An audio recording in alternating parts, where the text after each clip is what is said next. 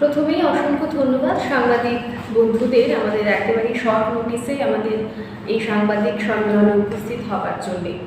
আমরা আগামীকাল তথা 8ই মার্চ আগরতলা প্রেস ক্লাবে আন্তর্জাতিক নারী দিবস উপলক্ষে রাজ্যের যারা সাংবাদিক ভাইরা বোনেরা রয়েছে তাদেরকে তো অবশ্যই আমরা আমন্ত্রণ জানিয়েছি। তারই মধ্যে নারী দিবস উপলক্ষে যারা সাংবাদিকতায় রয়েছে, দীর্ঘদিন ধরে ফিল্ড ওয়ার্ক করছে, নিউজ রিডাররা রয়েছে, বা যারা হাউসের ভেতরে থেকেও যেসব মহিলারা কাজ করে চলেছে, আমরা তাদেরকে আমন্ত্রণ জানিয়েছি এবং তাদেরকে আমরা একটি ছোট্ট সম্মাননা প্রদান করব ত্রিপুরা জার্নালিস্ট ইউনিয়ন এবং জেন্ডার কাউন্সিলের যৌথ উদ্যোগে। আমাদের এই অনুষ্ঠানে বিশেষ সাহায্যের হাত বাড়িয়ে দিয়েছে আইএলএস এবং যারা মহিলা সাংবাদিকরা যারা আসবেন আগামীকালকের এই অনুষ্ঠানে, আপনাদের জন্য একটি বিশেষ হেলথ ক্যাম্পেরও কিন্তু ব্যবস্থাপনা করা হয়েছে আইএলএসের পক্ষ থেকে।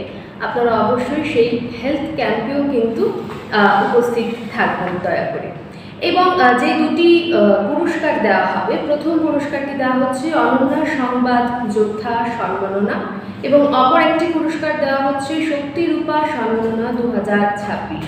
শক্তিরূপা সম্মাননা 2026টি আমরা গত বছরও প্রদান করেছিলাম। এবছর নতুন সংযোজন আরেকটি যেই পুরস্কার যোগ করা হয়েছে সেটি হচ্ছে অনন্যা সংবাদ যোদ্ধা সম্মাননা।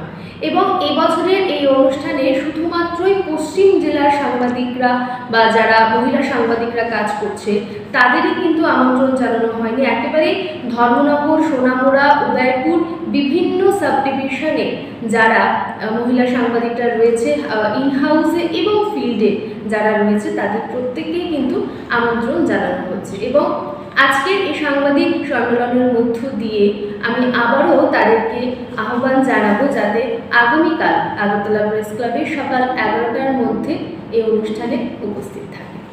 পুরস্কারটি কোন দুজনকে দেওয়া হবে এটা বলা যাবে না? না, এটা আগামীকাল অনুষ্ঠানে আমরা সেটা ডিসকাস করব। আগামীকাল কি সেটা